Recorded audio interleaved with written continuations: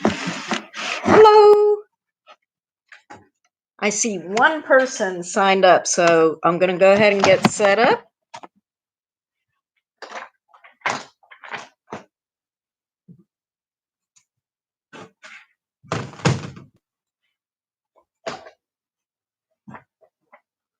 Oops. So that's our list of what's happening this week. I'll give it one more minute and then we'll start on Static Cat.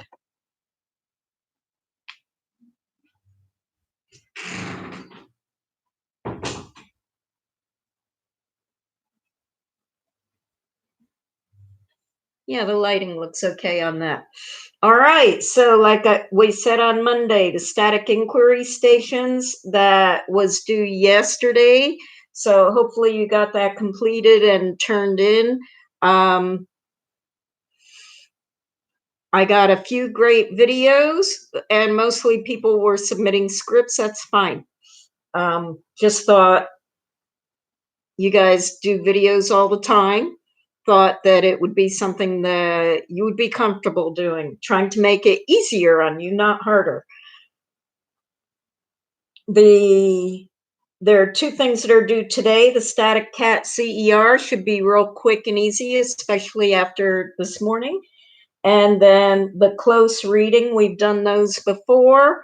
So you should know how to use the chart and then use that to answer the focus question. The focus question is written in the assignment there. So be sure to be answering the question in the paragraph that you write. The PhET Sim is posted. I was able to post that late on Monday, I believe it was.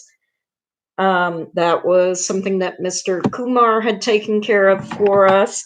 And then the Student Choice CER, I have all three of the student choice options for you on that. And remember that student choice, you do one, you don't do three. Not trying to make it harder, trying to make it easier. So let's talk about the Static Cat. So I have a picture of it here for you. This is the phenomena that you're writing about. And because you're given things that 4 different students are saying, I'm thinking that it should be pretty quick and easy to write this. And to tell you the truth, there isn't one of those responses that's totally correct. There's something wrong with each of them. So you'll probably want to use more than one answer from a student and explain what you agree with on one or the other. Now, at this point, I'm not expecting you to necessarily have the right answer, okay? So just give it your best shot. Yes, we are going to have work to do next week. Next week, we're doing circuits. And the week after that is electromagnetism. And then we finish up the year with waves. So when we look at this picture, we see that the cat has jumped into the box that's filled with the packing peanuts. And now we do not have a happy cat. It's covered in these packing peanuts and they're not letting go. So what is it that's happening that's making these packing peanuts stick to the poor cat? So first, let's think about, we talked last time about depending on where something is on the periodic table of elements is going to dictate whether it wants to hold on to its electrons. So whether it's an electron receiver, it's going to grab onto electrons and keep them, or whether it has electrons that it wants to give away. It's an electron donor. So that makes it give away its electrons. The packing peanuts are actually what we call an insulator. So that means the electrons are tightly bound. They want to stick onto the insulator. And I'm sure that you have the idea of insulators from your everyday lives. The cord that goes from your light to the outlet, are those bare wires? Are those conductors just laying around? No, we cover them with insulators. That's a rubber covering that's on the outside of the cord so that it's holding on to its electrons. It's not going to be conducting electrons on its surface. It's those electrons are tightly bound, and that makes it safe for us to be around that electric cord that's lying across your room, and you probably trip over it. If you're like me, you're tripping over it 2 or 3 times a day. So the packing peanuts, those are um, insulators, just like that. We also use insulators when you want to keep your soda cold. You might put a foam cover on your can or put it in a container that has foam insulation in it, and it's keeping that liquid cold inside your container. So those insulators, the electrons are tightly bound. The cat's fur is a conductor, so that wants to give away its electrons. The electrons in the cat's fur are free to move around. Now, when the cat jumps in the box, we have another physics thing that's happening. So the cat is rubbing against the packing peanuts. And what do we call that when we're talking about forces? I hope that you remember when things are in direct contact, they're rubbing against each other. We call that friction. That's a friction force that's happening. And that friction pulls those electrons that are free to run around off the cat's fur, and it puts them onto the packing peanuts. Now, the packing peanuts, very good. Thank you. Thank you, Gail. The packing peanuts are light. So, do they just pick up the charge and stay there? No, they're going to stick to the cat. They're very light, so they're strongly attracted to the cat. The cat now has lost its electrons, so it has more positive charge than it does negative charge. So the cat is positive now. Let me see if I can get a picture of this happening for you. Seems like we need something. Now, everybody already knows I'm not an artist, so let's go ahead and have our cat. Our cat is a circle. And so now, after friction,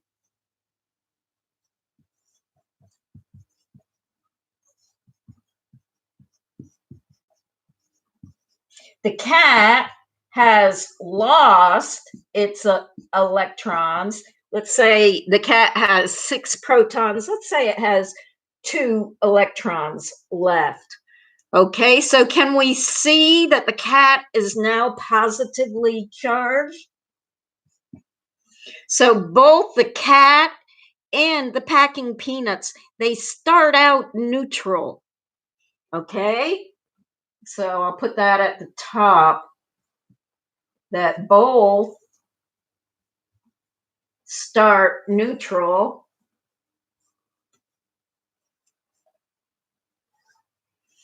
After friction, the cat is positive. It has given away its electrons, and the packing peanuts,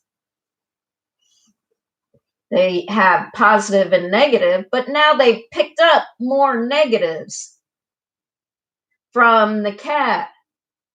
So let me see, we gave away 4 electrons, so we'll give 1 to 2 of those that are hanging out there and 2 to the other. And of course, there are a lot more electrons and protons on the cat and the packing peanuts. So can you see that the peanuts have a negative charge? Packing peanuts. So now we have two things that are happening here. The packing peanuts are light, so they are attracted. These are negative. The negatives are attracted to the positive cat. But what about this negative packing peanut and this negative packing peanut? Are they going to be attracted? No, they repel. So this is one of the first rules that we really need to know about static charge. Opposites attract, and like charges repel. That means they push away from each other. So if you're someone that likes to have notes, that's a good thing to have written down. Opposites attract, and like charges repel. And again, repel means they're moving away from each other. So that's what's happening um, with the static cat. So there are two other things that I wanted to bring up here. One is that there are three different ways that objects can gain charge. The first one is what we just talked about, direct contact. So friction, charging by friction, that's when there's direct contact, and one thing is rubbing against another. Another way of an object gaining charge is polarization. So that means that, well, let's get rid of the cat here. Yeah, let's get rid of the cat. So polarization means that both of the objects are staying neutral,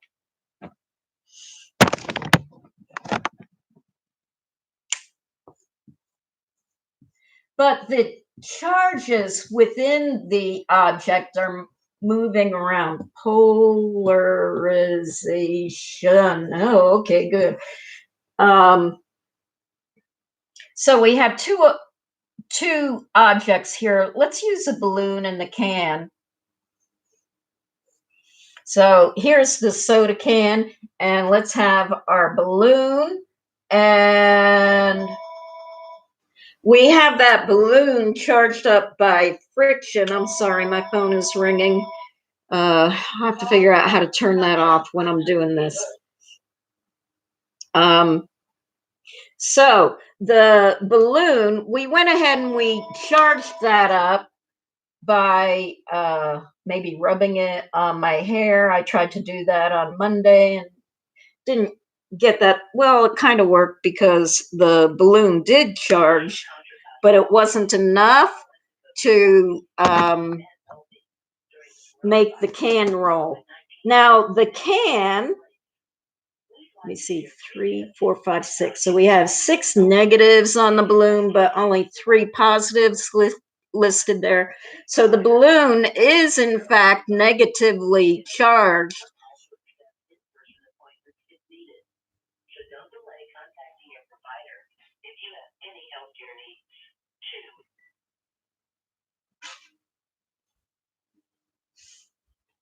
Sorry, that was really bothering me about the phone. So the balloon has an overall negative charge, but the can is neutral. It has as many positives as it does negatives. But gee, it doesn't look like I drew that real well.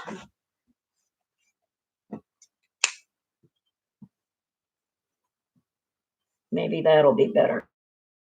So what happens here, if we have 3 negatives on here, we have 3 positives on here. And so the balloon, the negatively charged balloon, is polarizing the charges that are in the can, and it's pushing the electrons away. Now remember, it's only the electrons that move, when we're talking about charge. The protons are tightly bound inside that nucleus. So the protons can't leave the nucleus of the atom, but the electrons in the conductor are free to move around. So they go and hide on the other side of the can from the balloon. Now, because it's round, it's going to roll on the table. So this was number 2 in the inquiry stations that you did for yesterday. So the negatively charged balloon is pushing the electrons on the can to the other side of the can, and that way the can continues to roll. That means that those electrons keep moving, and that's what keeps the can rolling. So that's polarization for us.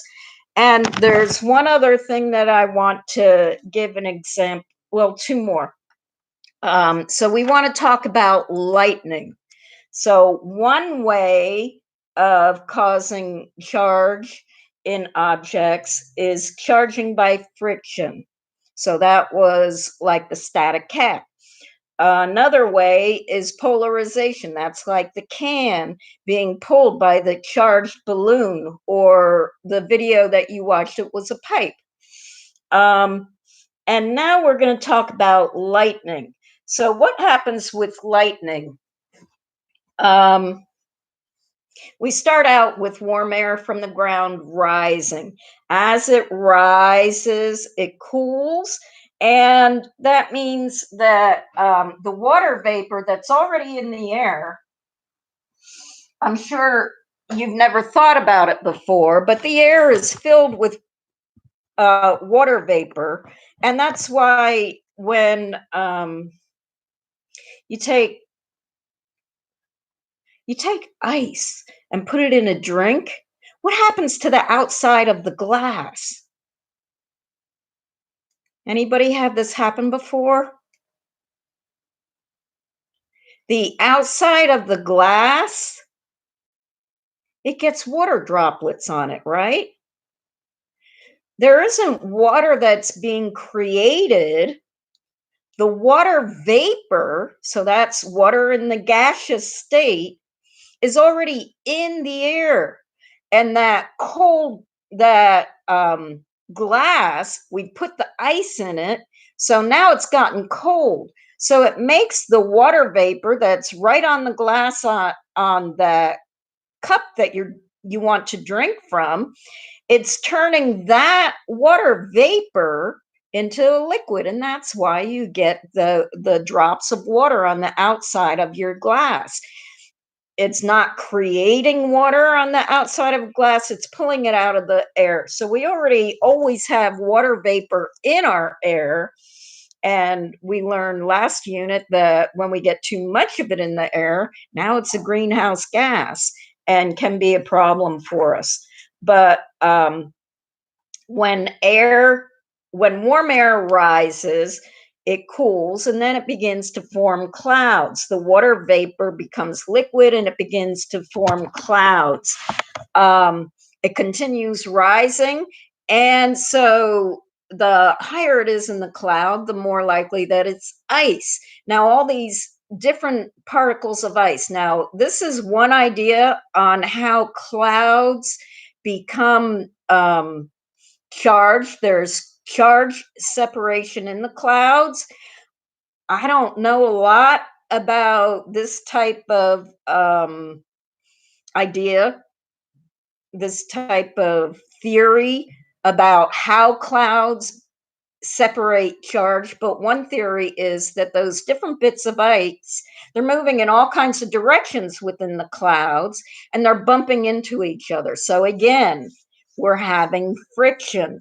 So that means that some of those ice particles are losing electrons and some are gaining electrons. So the negative particles are dropping to the bottom of the cloud, and the positive ones are staying up in the top of the cloud. So within the cloud, you have charge separation.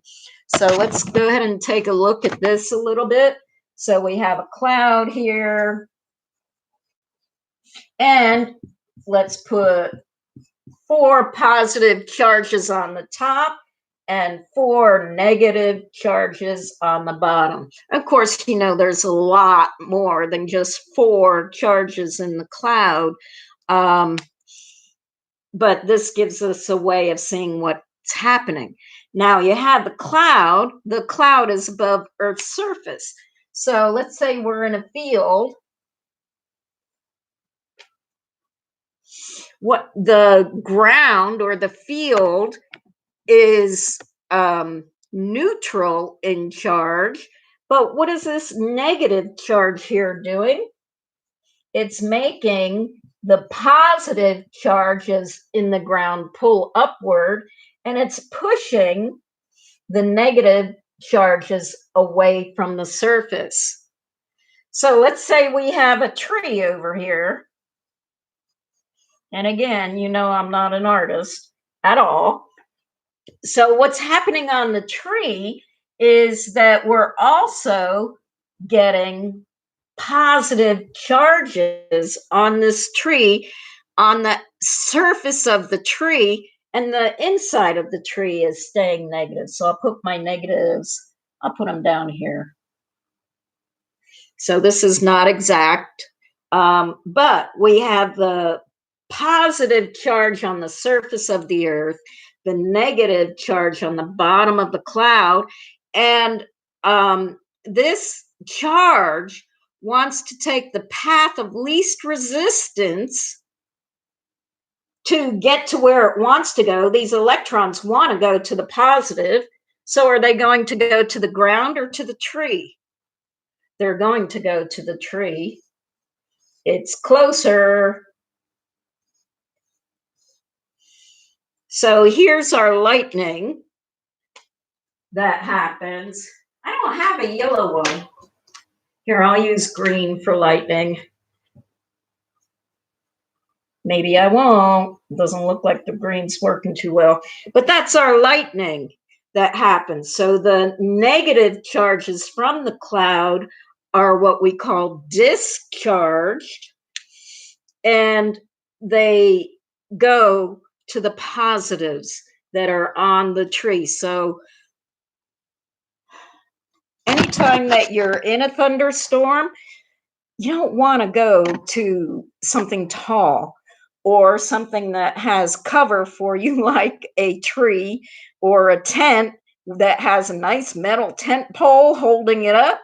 That's not where you want to go, because that's where the lightning is going to go.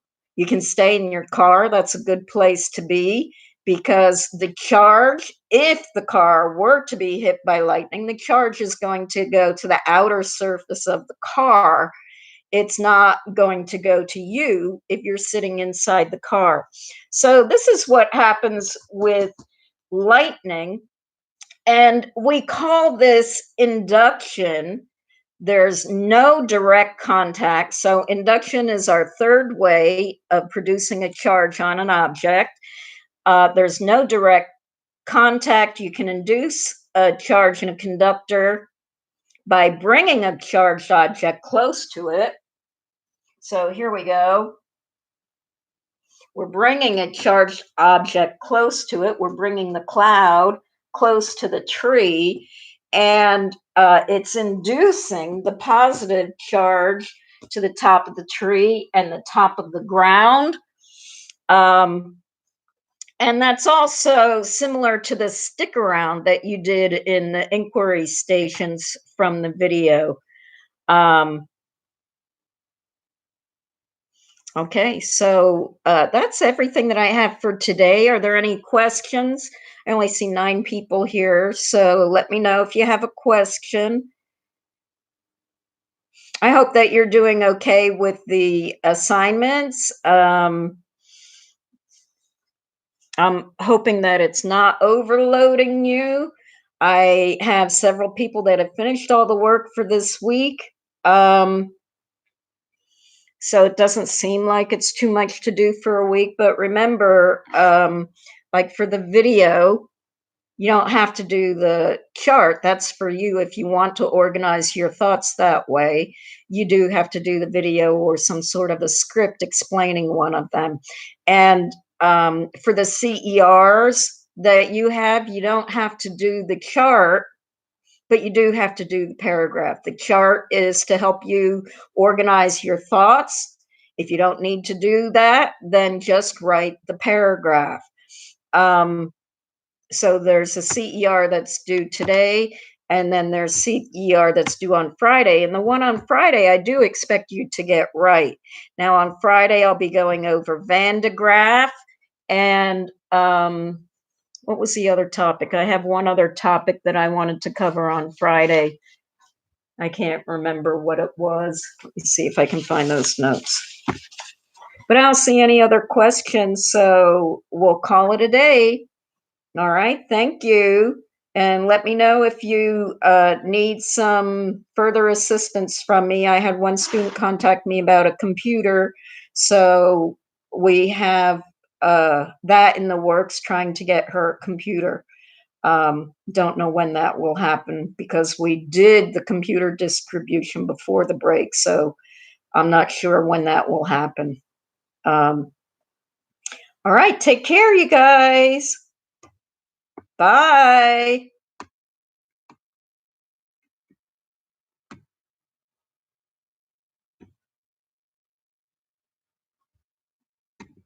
Mhm.